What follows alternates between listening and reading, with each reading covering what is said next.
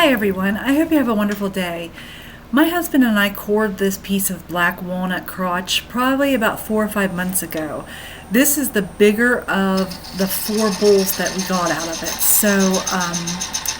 When I checked the moisture content in it before I started this, it's reading 20%.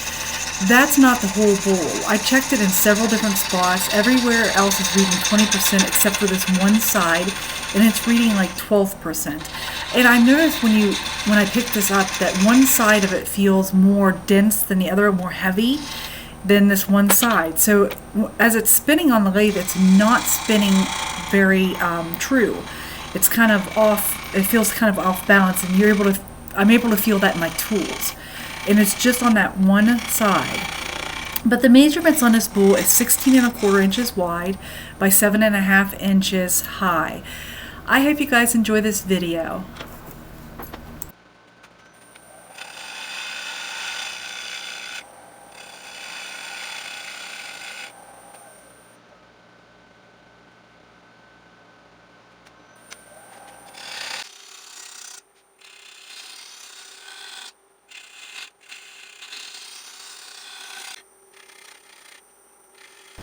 I want to take a minute and share that I was having a lot of issues, if you can tell, trying to get a good cut on this bowl. With it being out of balance, it was just not cutting good at all, no matter how I tried. So this worked, and I was able to get the outside the way I needed it to be.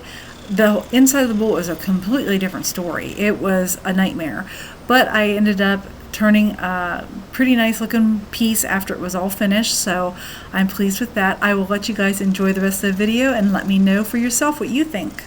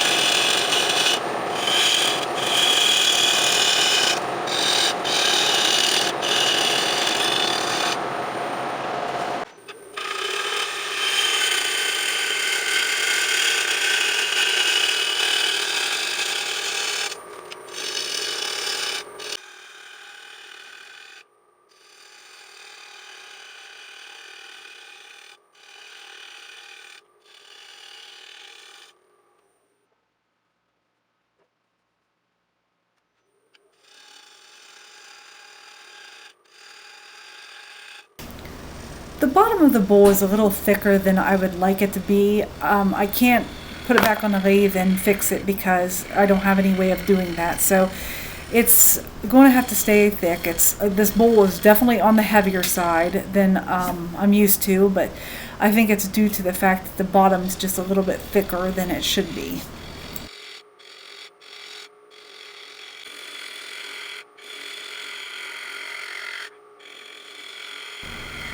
I started power sanding at 80 and I went through all the grits clear up to 320, and I also did a lot of hand sanding too. The end grain tear out on this piece was just really bad.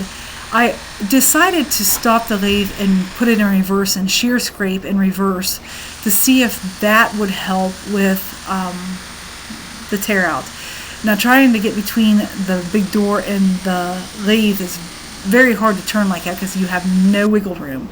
But I managed to do that, and it did help some, like I said, but not much.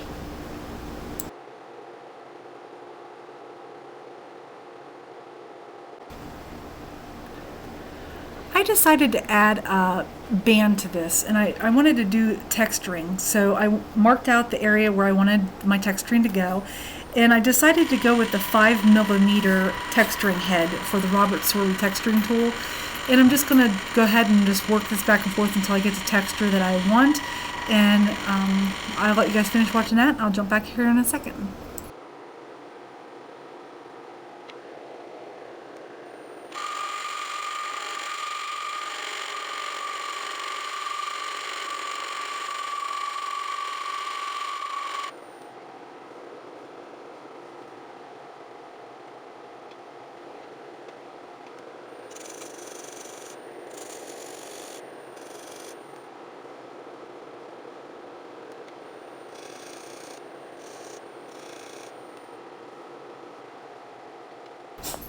I decided to add a little splash of color, and what better color than unicorn spit, right? This is a gel stain. I got this from Walmart, and it's aqua.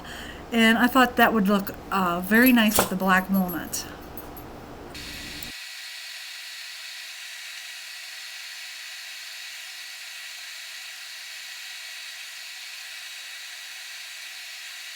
After applying the gel stain, I decided to take the texturing tool and go the opposite direction I did in the first part of the texturing, just to kind of bring the band out and give it kind of a different dimension.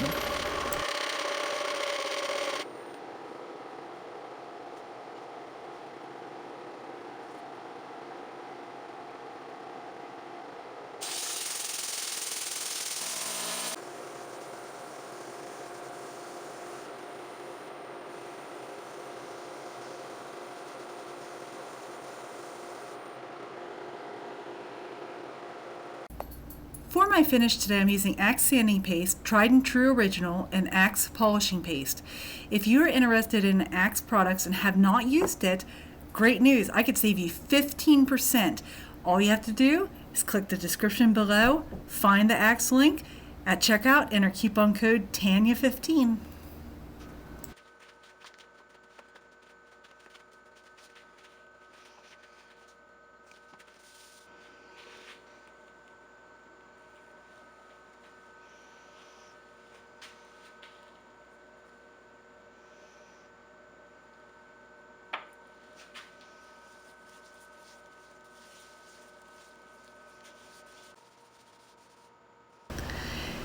In between each coat of the Tried and True Original, I did wipe it down to remove any residual finish. And then after I did that, then I went with my white Scotch-Brite pad and burnished the surface before I applied the other two coats. And I did that for each step.